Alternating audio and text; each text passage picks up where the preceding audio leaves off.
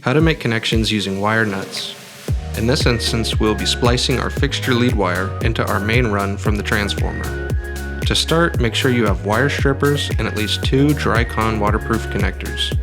Go ahead and cut the main run where you'd like to add a fixture. Split each of your wires at least 6 inches. Use the wire strippers to expose a 1/2 inch of the copper wire. Repeat for the remaining wires.